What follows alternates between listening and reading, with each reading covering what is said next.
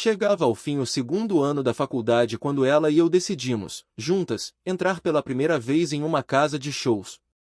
Eu tinha 18 anos, e ao cruzar aquela porta, me senti como um filhote de cervo perdido na floresta, frágil, deslocada. Mas havia algo maior me impulsionando, o dinheiro. Era por ele que eu estava ali, disposta a fazer o que nunca imaginei que faria. Foi assim que comecei a buscar acordos, a encontrar homens mais velhos, a me envolver em situações que, até então, só existiam na minha cabeça como possibilidades distantes. A cocaína me consumia 3, 4 dias por semana. Eu apagava, perdia a noção de tudo, mas, de alguma forma, ainda mantinha as notas altas. Ninguém desconfiava de nada. Aos olhos do mundo, eu era apenas uma aluna exemplar. Os fins de semana se transformaram em rituais de nudez, uma espiral sem volta. Corpo exposto, mente anestesiada, tudo em nome de uma suposta cura. De repente, a sexualidade deixou de ter limites para mim. O que antes era tabu virou ferramenta de poder, um despertar da minha divindade feminina, como eu mesma justificava. Continuava estudando, dando aulas de yoga, mas, sem perceber, voltei a beber. A cocaína voltou a circular nos banheiros, entre risos e olhares cúmplices. Meu relacionamento se abriu, e ele começou a frequentar o clube, a pagar por danças privadas. Logo, as ideias surgiram, festas, grupos, experiências que beiravam o ritualístico. Não havia mais barreiras. Vivíamos uma vida pagã, intensa, sem freios. Era como se tivéssemos tocado em algo além da realidade. Hoje, tenho o prazer de receber MC Kayla, uma mulher com uma história que inspira e transforma. Sua jornada é um testemunho de força, e mal posso esperar para que você a conheça. Obrigada por estar aqui, MC Kayla. Agradeço o convite, Julie. Estou animada por compartilhar minha trajetória com vocês. Vamos começar pelo começo, pelo que moldou tudo, a infância. Meus pais eram jovens, imaturos, não planejavam ter um filho. Mas eu cheguei, e com eles, veio o peso de uma herança que não escolhi. Minha família carregava o vício como um legado. Meu pai era o típico bad boy, traficava maconha e cocaína. Minha mãe, atraída pela adrenalina, se envolveu com ele e, juntos, me trouxeram ao mundo. Você tinha quantos anos quando sua mãe te teve? Apenas 18. Talvez já estivesse grávida aos 17. Eles nunca aprenderam a lidar com as emoções, com as dificuldades da vida. O caminho mais fácil era se anestesiar, e foi isso que fizeram. Minha mãe me deixou com meu pai quando eu tinha 3 anos. Ele, como já contei, vivia no mundo das drogas, mas também no das mulheres, dos clubes de strip, das garotas que mexiam com tarô e tabuleiros de Ouija. Tudo isso fazia parte do meu cotidiano. Eu via as roupas brilhantes, os rituais estranhos, e aquilo me fascinava. Para mim, era bonito, mágico, diferente. Desde cedo, fui exposta a um universo onde o sobrenatural se misturava ao cotidiano, e isso me desensibilizou para muita coisa. Você mencionou que, ainda criança, já escrevia livros. Lembro de um sobre fantasmas. Como foi isso? Ah, sim. Com pais envolvidos em abuso de substâncias e práticas ocultas, era natural que portais se abrissem. Tarô, Ouija, drogas, tudo isso atraía forças que eu não entendia. Desde pequena, eu via coisas. No começo, achava que eram fantasmas, mas hoje sei que eram demônios. Eles se manifestavam de várias formas. Lembro de ficar acordada à noite, vendo sombras rastejarem por baixo da porta do quarto do meu pai. Hoje, entendo que era quando ele usava drogas, e algo mais entrava junto. Tinha uns 5 anos, talvez menos, quando comecei a ter medo de dormir. As visões eram constantes. Em algum momento, na primeira série, escrevi meu primeiro livro, sobre cachorros. Eles eram meu refúgio, minha proteção em meio ao caos. Meu pai, quando bebia ou usava, se tornava violento com a namorada, e meu cachorro era meu porto seguro. Mas na terceira série, veio o segundo livro, sobre fantasmas. Eu passava noites pesquisando na biblioteca, obcecada pelo paranormal. Acreditava no mundo espiritual porque eu via com meus próprios olhos. Não via fadas, mas acreditava nelas. Se existiam coisas assustadoras, devia haver também um lado bom, certo? Em casa, Jesus nunca foi mencionado. Até que, aos 9 anos, minha mãe saiu da prisão. Ela ainda usava drogas, mexia com o Ouija, tentava se comunicar com amigos que haviam morrido de overdose. Mas, apesar de tudo, ela tinha sido criada em um lar cristão. Conhecia a Bíblia, acreditava em Deus. Quando contei o que via, ela me ensinou algo que mudou tudo. Se você disser no nome de Jesus, ordenar que saiam, eles têm que ir embora. Não importava se ela mesma não vivia aquilo. Aquelas palavras plantaram uma semente em mim. Eu não precisava viver com medo. Ela me deu um crucifixo, e eu voltei para casa decidida a tentar. Lembro de sentir uma presença escura no meu quarto, de me levantar, pequena, segurando a cruz com força. Em nome de Jesus, eu ordeno que você vá embora. E algo mudou. Não foi um milagre instantâneo, mas senti um alívio, uma faísca de esperança. Ainda não entendia Jesus, nem o poder da cruz, mas algo dentro de mim sabia que tinha encontrado uma arma. E, em uma dessas noites, vi algo diferente, uma mulher azulada. Foi a primeira vez que algo além do medo se manifestou. E a água quente escorrendo pelos meus braços enquanto eu sussurrava: Deus, se o Senhor está aí, me ajude. Me mostre que não estou sozinha. Não era uma oração bonita, nem cheia de fé. Era um grito de criança quebrada, um pedido desesperado que mal sabia como formular. Mas algo respondeu. Não com palavras, não com um milagre grandioso, apenas com uma quietude estranha, como se alguém tivesse colocado uma mão invisível sobre meu ombro e dito: eu estou aqui. Aquela presença azulada voltou outras vezes depois disso. Não falava, não me tocava, mas sua simples existência me fazia sentir menos abandonada. Anos mais tarde, quando finalmente entendi quem ela era, chorei. Porque percebi que, mesmo nos momentos em que eu achava que Deus tinha me esquecido, Ele já estava trabalhando nos bastidores, enviando sua mãe para me vigiar. E ela não veio para me julgar, nem para me assustar, veio para orar por mim, como uma mãe que vê sua filha perdida e não desiste. Mas a vida não parou de ser cruel só porque eu tinha encontrado um refúgio espiritual. Aos 12 anos, meu corpo já carregava as marcas de um mundo que não me protegia. O garoto de 16 anos que tirou minha virgindade não viu uma menina, viu uma presa fácil. E eu, que nunca tinha aprendido a dizer não, deixei que ele tomasse o que queria, como se fosse a única forma de sentir que alguém me queria. Depois, veio a vergonha, o vazio, a sensação de que eu tinha estragado algo que deveria ser especial.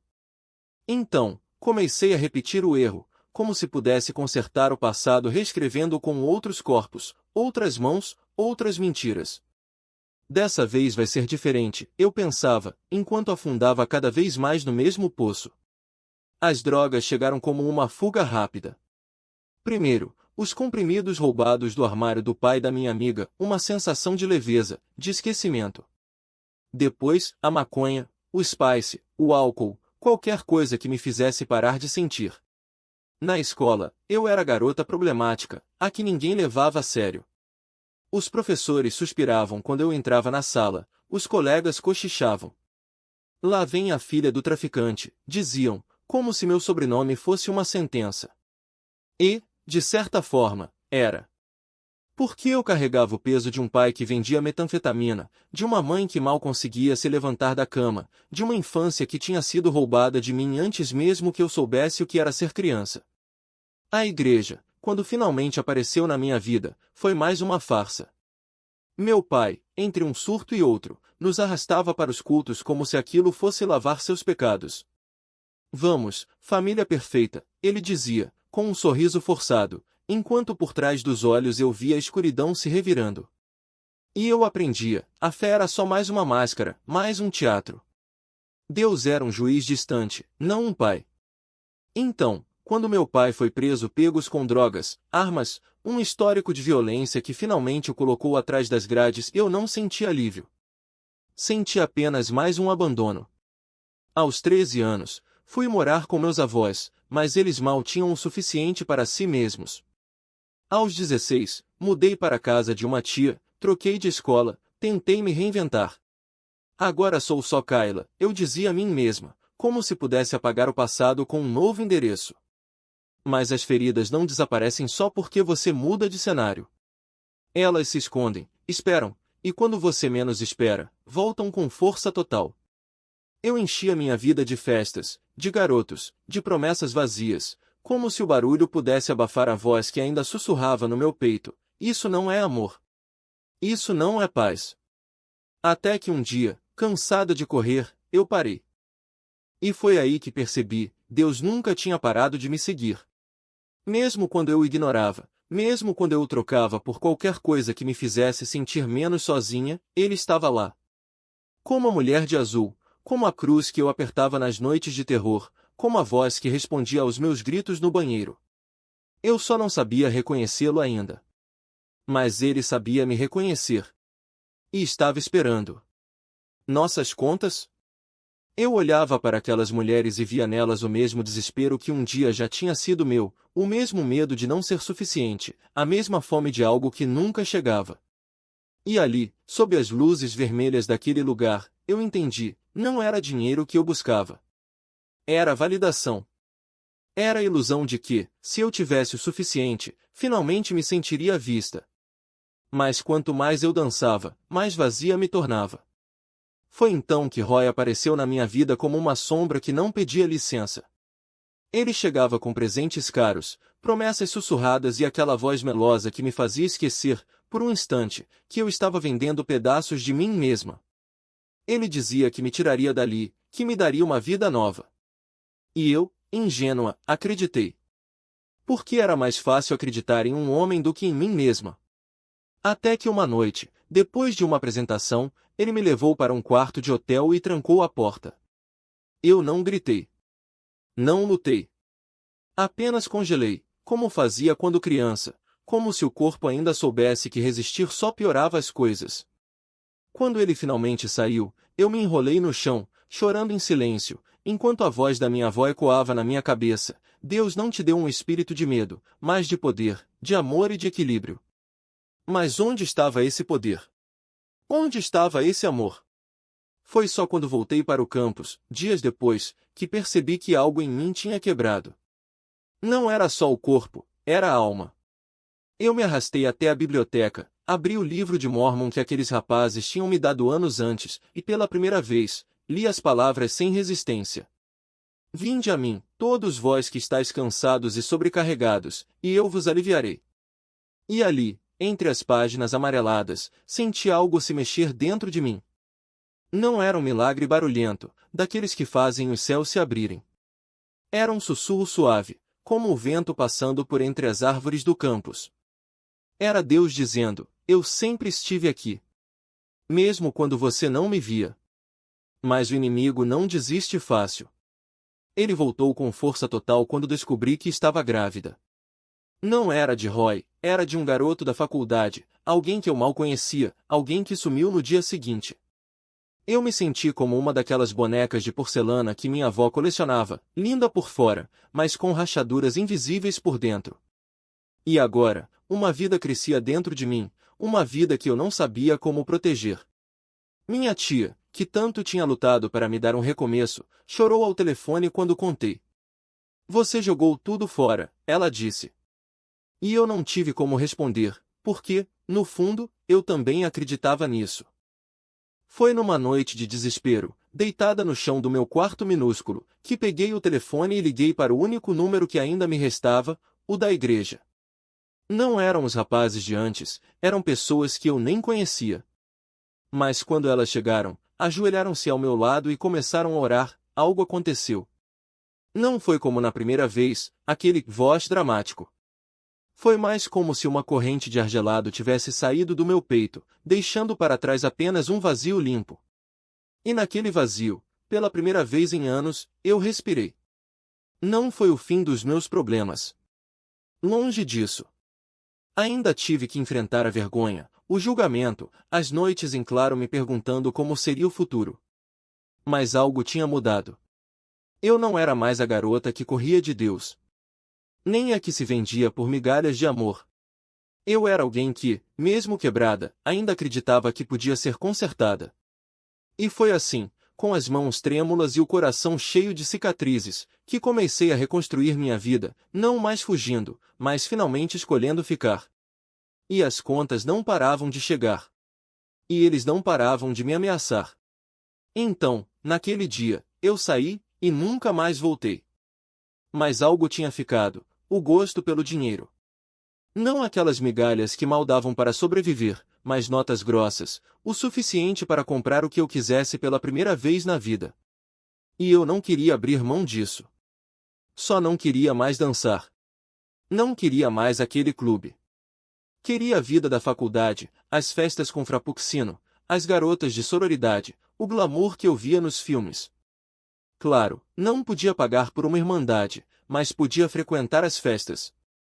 E foi assim que comecei a procurar outros caminhos. Encontrei os sugar daddies, os acordos que nunca imaginei fazer. E fiz. O dinheiro entrava fácil. Mas o peso disso? Esse eu carregava sozinha. Para aguentar, precisei de mais do que álcool. Precisava de algo que me apagasse por completo. 3, 4 dias por semana, eu estava fora de mim, cocaína, noites em branco, a mente girando em círculos. Mas, de alguma forma, ainda conseguia ser aluna nota 10. Ninguém via os sinais. Eu mesma não via. Não percebia que estava me destruindo, que cada escolha me afundava mais. Só sentia o vazio, a solidão de quem corre atrás de algo que nunca preenche. Até que conheci ele. Um calouro da faculdade, da minha cidade natal. Bonito, da minha idade, mas com aquele jeito de quem sabe cuidar de uma mulher. Me levava para jantar em lugares caros, me enchia de presentes, dizia todas as coisas certas. E eu pensei, é por ele que vou mudar. Só que mudar sozinha era impossível. Eu tentava, mas sempre voltava ao mesmo lugar, as noites sem fim, as decisões erradas, a vida que não parava de acelerar. No verão, fomos morar na casa da mãe dele. E foi lá que tudo desmoronou. Fomos pegos. Não pela polícia, não pela faculdade, mas pela realidade. Roubamos juntos, vendemos coisas que não deveríamos, até que um dia eu estava sozinha, algemada, saindo de uma loja com a vergonha queimando no rosto. Eu sempre tinha feito aquilo, desde o ensino médio, mas nunca tinha sido pega. Agora, aos 18 anos, com uma bolsa integral, com um futuro pela frente, eu estava ali, exposta, fracassada.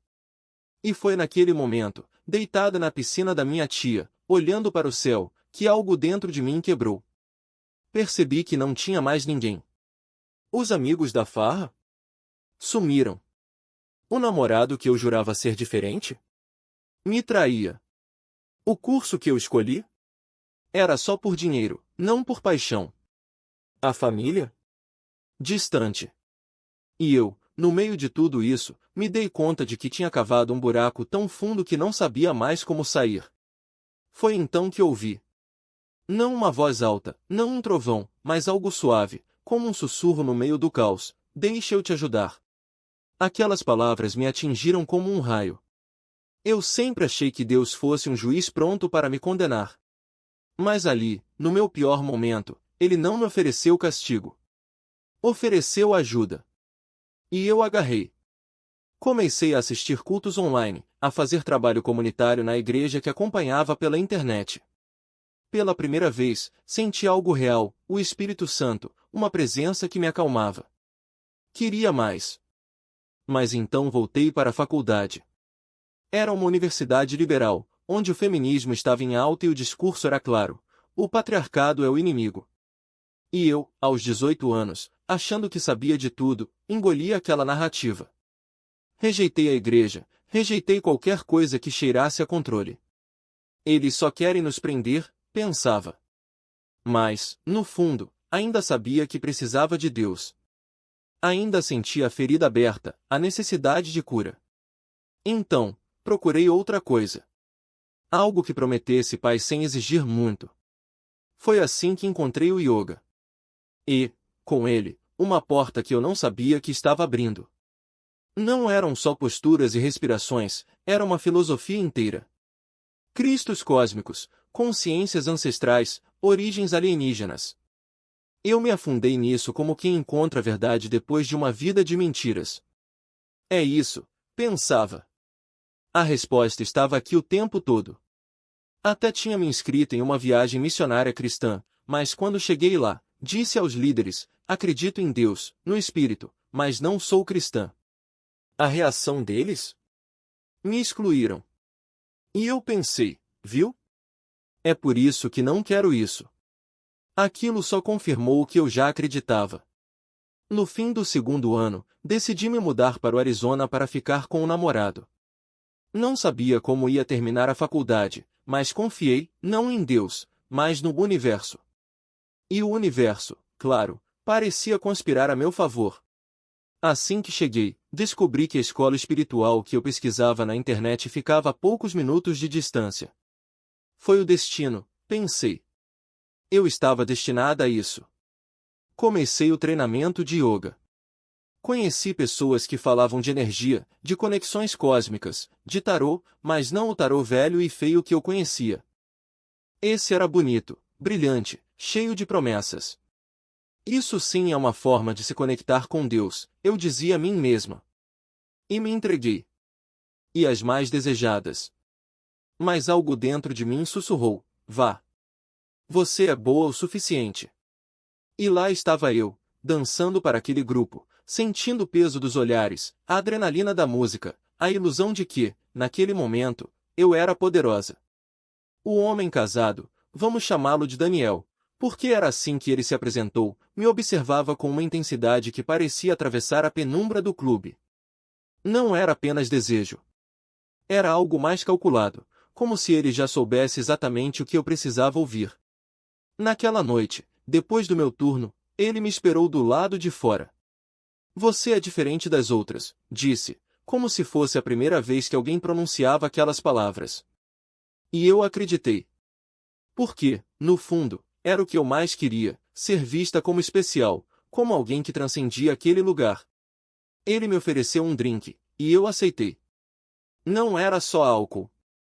Era a promessa de que, com ele, eu poderia ser mais do que uma stripper, mais do que uma bruxa em busca de cura, mais do que uma garota quebrada. Você tem uma energia rara, ele murmurou, enquanto seus dedos roçavam meu braço. Algo que me faz querer te conhecer de verdade. E assim começou. Mensagens no meio da madrugada, encontros em hotéis discretos, a sensação de que estávamos vivendo algo proibido e, por isso mesmo, irresistível. Daniel sabia exatamente como me manipular. Ele não falava de amor, não de imediato. Falava de destino, de almas gêmeas que se reconhecem no caos, de como o universo conspirava para nos unir. Você não acredita em coincidências, acredita? Ele perguntava, e eu balançava a cabeça, hipnotizada. Porque, claro, eu acreditava. Afinal, não era isso que todas as minhas práticas espirituais me ensinavam? Que tudo estava conectado, que os encontros não eram acidentais, que até a dor tinha um propósito. Enquanto isso, meu noivo, ou o que restava dele, se afundava cada vez mais na mesma espiral. Ele começou a trazer outras mulheres para casa, a sugerir que explorássemos novas formas de conexão, como se o sexo em grupo fosse a chave para nossa evolução espiritual. A monogamia é uma prisão, ele dizia, ecoando as palavras da minha guru, que pregava que o ciúme era uma emoção de baixa vibração. Eu concordava, ou pelo menos tentava. Porque, no fundo, cada vez que ele tocava outra mulher na minha frente, algo em mim se retorcia. Mas eu sufocava aquele sentimento. Afinal, não era isso que uma deusa faria? Não era isso que uma mulher despertada deveria aceitar? Daniel, por outro lado, era diferente. Ele não me dividia. Ele me queria só para ele. E, por mais que soubesse que era errado, por mais que a culpa às vezes me acordasse no meio da noite, eu me agarrava àquela relação como se fosse a tábua de salvação que eu tanto procurava. Ele me entende, eu dizia a mim mesma. Ele vê quem eu realmente sou. Mas a verdade é que ele só via o que eu queria mostrar, a versão de mim que ainda acreditava em magia, em cura através do prazer, em redenção pelas mãos de um homem que, no fim das contas, não passava de uma ilusão. Até que um dia, ele desapareceu. Simples assim. Sem explicação, sem despedida. Apenas uma mensagem vaga. O universo está nos chamando para caminhos diferentes.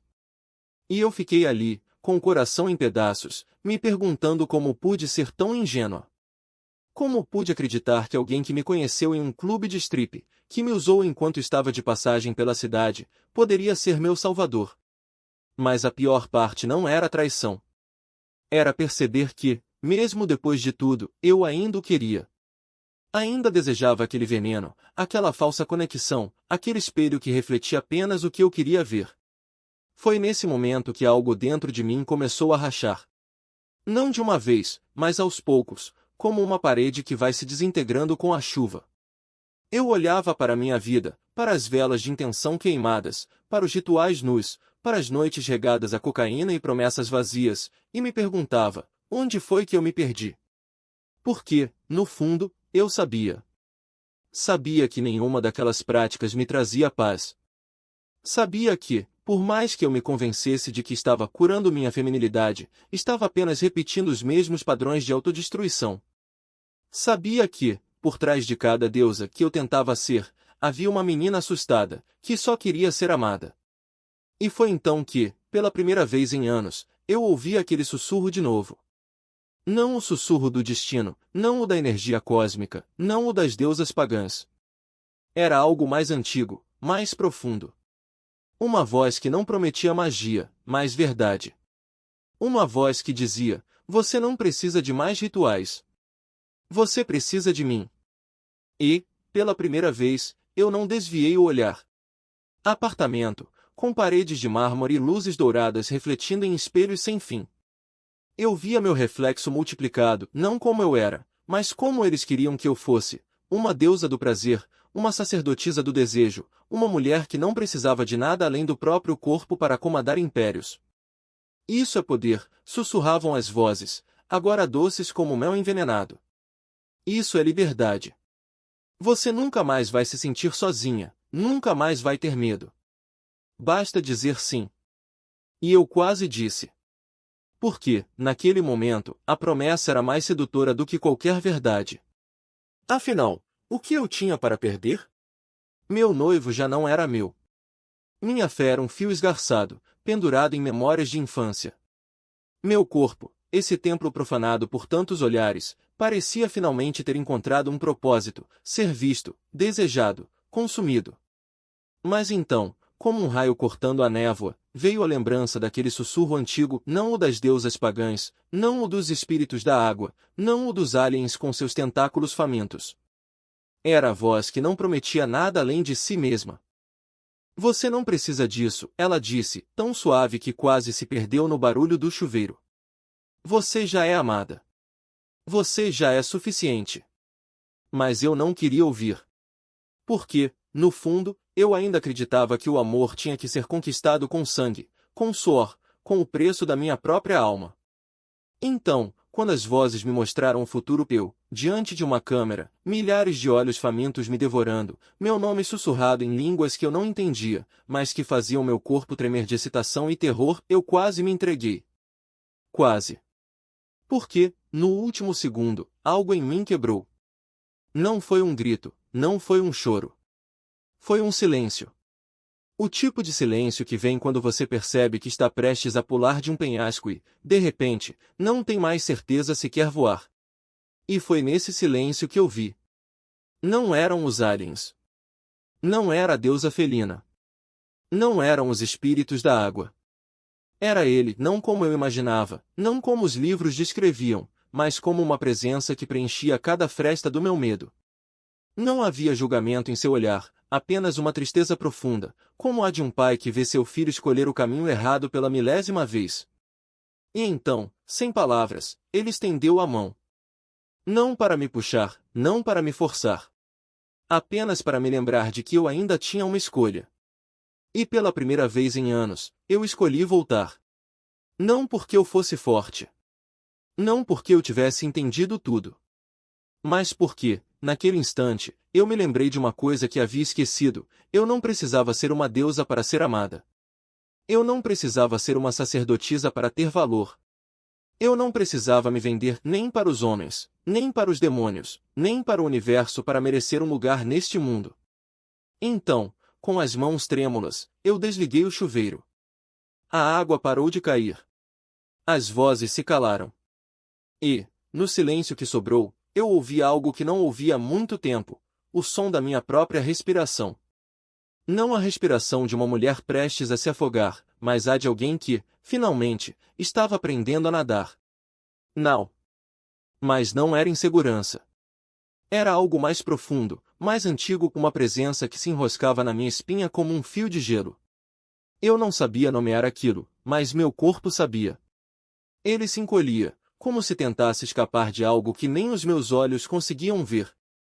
Ele se aproximou, e o ar ficou pesado, como se o próprio quarto estivesse prendendo a respiração. Vem aqui, ele disse, mas a voz não era a dele. Ou talvez fosse, mas carregava algo por baixo, algo que não pertencia àquele tom suave. Eu dei um passo à frente, e então parei. Meus pés pareciam grudados no chão, como se o carpete tivesse se transformado em piche.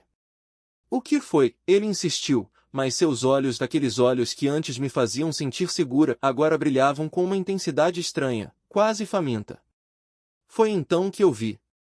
Não com os olhos, mas com algo mais profundo, algo que só agora, depois de tudo, eu reconheço como o início do meu despertar.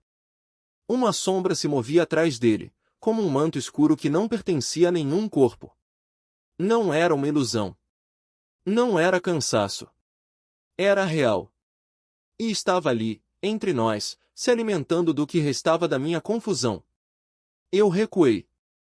Preciso ir ao banheiro, menti, porque não tinha palavras para o que estava acontecendo. Tranquei a porta, apoiei as mãos na pia e olhei para o espelho. Meu reflexo estava ali, mas não era só eu. Havia algo mais, algo que se contorcia nas bordas da minha imagem, como se tentasse escapar do vidro. Engoli em seco. Isso não é real, sussurrei, mas a voz que saiu da minha garganta não soou como a minha. Soou como um eco de algo que já tinha ouvido antes, nas cerimônias, nas meditações, nos momentos em que eu me perdi em busca de iluminação. Voltei para o quarto. Ele estava deitado na cama, os braços cruzados atrás da cabeça, como se nada tivesse acontecido. Mas eu sabia. Eu sabia. E então, sem aviso, as palavras saíram da minha boca como se outra pessoa as estivesse ditando: nós não podemos continuar assim. Ele se sentou, surpreso. O quê? Isso não está certo, eu disse, e a cada palavra, a pressão no quarto parecia aliviar, como se algo estivesse sendo arrancado de mim. Você é casado. Eu não sei mais o que sou, mas não posso ser isso. Não posso ser a outra. Ele abriu a boca para protestar, mas eu já estava pegando minhas coisas. Não chorei. Não gritei. Apenas senti, pela primeira vez em anos, que estava respirando sem um peso no peito. Quando saí do hotel, o ar da noite estava frio, mais limpo. E pela primeira vez, eu não estava fugindo de nada. Estava, finalmente, correndo para algo. Uma armadilha. Que eu ia entrar ali e sentir o peso da hipocrisia, o cheiro de julgamento no ar, a falsidade dos sorrisos forçados. Mas quando as portas se abriram, não havia nada disso. Apenas um silêncio que não sufocava, uma luz que não queimava. E então, a música começou. Não era o tipo de som que eu esperava naquele ritmo acelerado, as palmas ensaiadas, os gritos calculados. Era algo mais antigo, mais profundo. Como se cada nota tivesse sido arrancada de um lugar que eu nem sabia que existia dentro de mim. As pessoas ao meu redor não estavam fingindo. Elas choravam, levantavam as mãos, algumas tremiam. E eu? Eu só conseguia ficar ali, parada, com o peito apertado, como se algo estivesse sendo desenterrado. A mulher que me levou àquela que eu odiava se aproximou e sussurrou: "Você sente isso?" Eu não respondi. Não precisava. Porque, pela primeira vez, eu sentia. Não era o medo do demônio, não era a vergonha do pecado, não era a raiva de ter sido enganada. Era algo mais simples, mais assustador, a sensação de que, talvez, eu não estivesse sozinha. O pastor começou a falar, e suas palavras não eram um sermão. Eram um convite. Deus não está aqui para condenar você, ele disse. Ele está aqui para te encontrar onde você está. E eu quis rir. Porque, por anos, eu tinha construído muros contra a igreja, contra os cristãos, contra qualquer coisa que cheirasse a fé. Mas ali, naquele momento, os muros começaram a rachar. Eu não me converti naquele dia. Não caí de joelhos, não fiz promessas, não chorei aos pés de uma cruz. Mas algo mudou. Algo que eu não conseguia explicar, mas que me fez voltar na semana seguinte. E na outra. Até que um dia, sem aviso, eu estava lá de novo, e as palavras do pastor não eram mais um eco distante. Elas eram uma pergunta, direta e urgente: você quer ser livre? E eu percebi que, durante toda a minha vida, eu tinha confundido liberdade com rebeldia.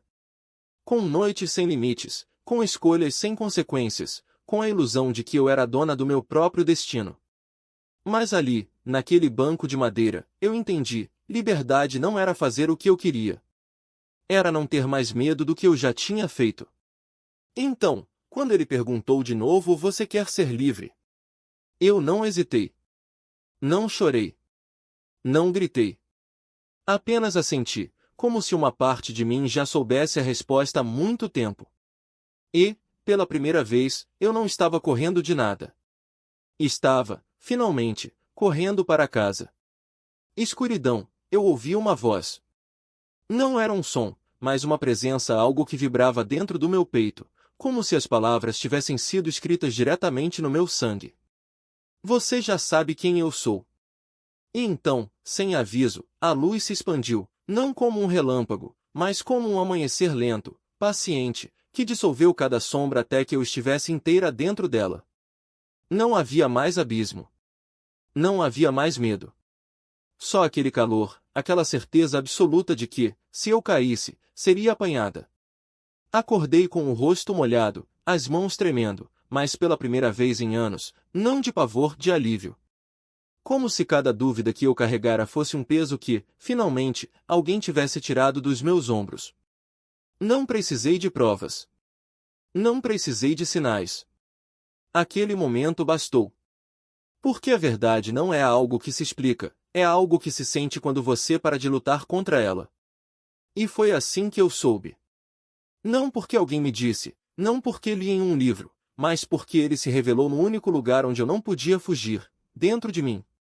Naquele dia, parei de questionar. Parei de barganhar. Simplesmente me rendi. E, ao contrário do que eu sempre imaginara, render-se não foi fraqueza, foi a primeira vez que me senti forte de verdade. O relacionamento acabou pouco depois. Não com um grito, não com uma cena, mas com uma decisão silenciosa, como arrancar um curativo devagar para não doer tanto. Liguei para ele e disse que não podia mais. Não chorei. Não implorei. Apenas falei, e as palavras saíram firmes, como se tivessem sido ensaiadas por anos. Ele tentou argumentar, tentou me puxar de volta para a confusão, mas eu já não estava mais lá. A mulher que aceitava migalhas, que se contentava com promessas vazias, tinha ficado para trás no abismo daquele sonho. Agora, eu só queria a luz. E a luz veio. Não de uma vez, não como um milagre espetacular, mas como um fio de esperança que foi se tecendo dia após dia.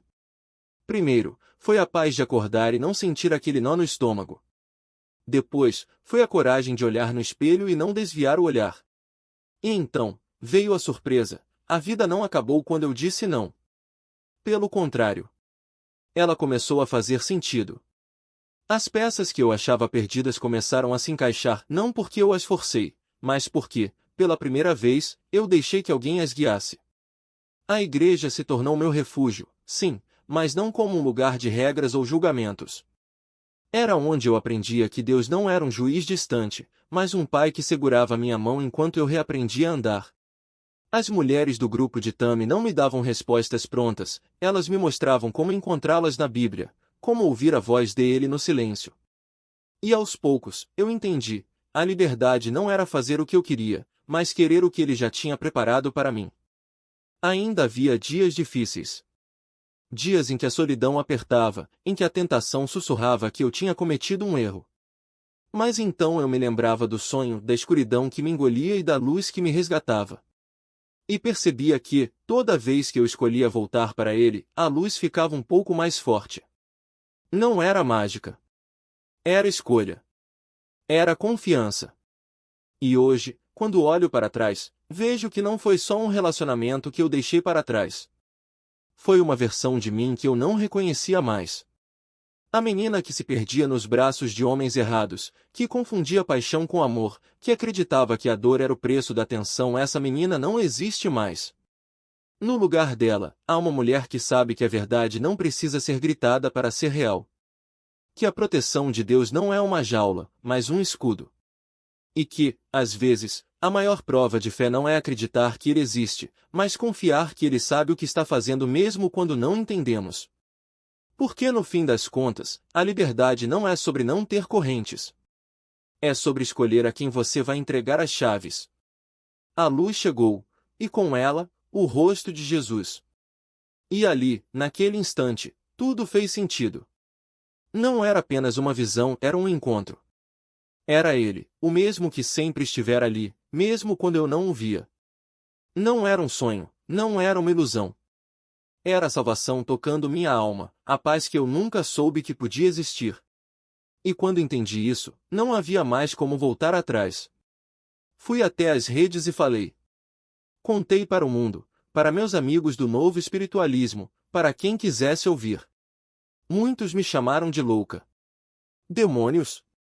Isso é só sua sombra projetada, diziam. E eu sorria, porque já tinha acreditado nisso também. Mas não era sombra. Era real. Era algo fora de mim, algo que não podia ser explicado pela psicologia ou pela mente. Jesus era real. E eu precisava gritar isso, mesmo que perdesse seguidores, mesmo que as críticas viessem. Porque, no fim, o que importava era a verdade. Jesus me ajudou a me reencontrar. Deixei para trás a Michaela Mindful e voltei a ser apenas Michaela René, com toda a minha força, minha fé, minha paz. E foi incrível. Porque, pela primeira vez, eu não estava buscando amor nos lugares errados. Eu já o tinha encontrado. Lembra quando você orou pedindo um sinal? Se for para valer, me mostre. E ele mostrou. Não foi um sonho, não foi uma metáfora. Foi uma visão tão clara que parecia real porque era. Você estava naquele inferno, naquele poço escuro, e ele foi até você. Não como um juiz, não como um carrasco, mas como o único que podia te tirar dali. E quanto mais você o seguiu, mais a vida se transformou. As relações melhoraram, a reputação se reconstruiu, a paz chegou. E então, quase um ano depois, você encontrou seu marido. Não por acaso, não por sorte, porque você já tinha aprendido o que era o amor verdadeiro. Primeiro, o amor de Deus. Depois, o amor que Ele preparou para você. Você fez uma lista. Preciso entender quem é Jesus para saber o que procurar em um marido. E funcionou. Porque, no fundo, o que você sempre quis desde criança era amor.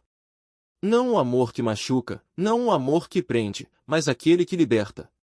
E quando você o encontrou, entendeu que não precisava mais correr atrás de nada. Só precisava viver. Por um tempo, você se afastou das redes. Foi um ano de silêncio, de construção, de casamento. E quando voltou, não era mais a mesma pessoa. Era alguém com uma missão: falar de Deus, viver para Ele, compartilhar essa verdade que tinha mudado tudo. Foi assim que nasceu Raised and Redeemed, porque agora você sabia seu propósito. Primeiro, amar a Deus. Depois, deixar que Ele guiasse o resto. Os demônios tentaram te enganar. Eles sussurraram: você vai ser famosa na internet, vai ganhar dinheiro com isso, vai viver uma versão distorcida do que Deus planejou. Mas Deus já tinha o plano verdadeiro. O que eles ofereceram era uma falsificação barata. Agora, você usa essa mesma plataforma, essa mesma voz para falar dele. Para mostrar que a luz sempre vence a escuridão.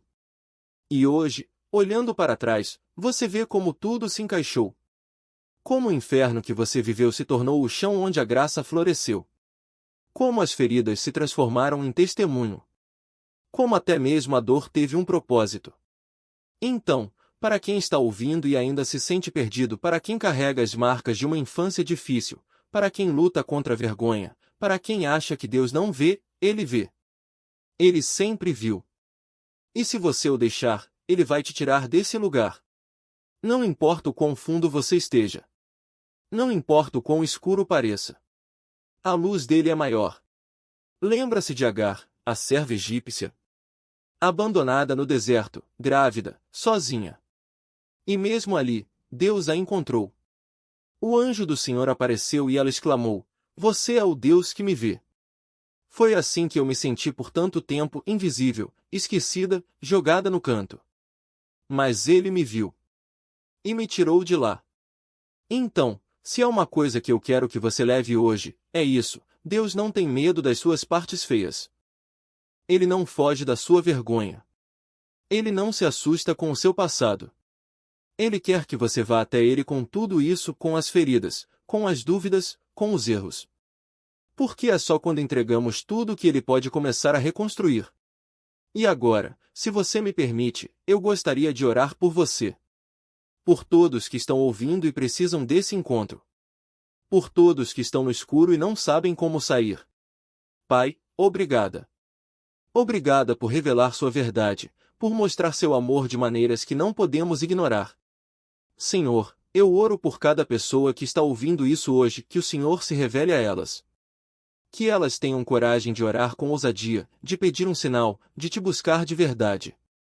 Que elas abram o coração para te conhecer, para testar sua palavra, para viver como o Senhor ensina. Porque os frutos são bons, Senhor. A vida que o Senhor oferece é plena, é livre, é cheia de propósito. Restaura cada história, cada coração, cada sonho. Em nome de Jesus. Amém.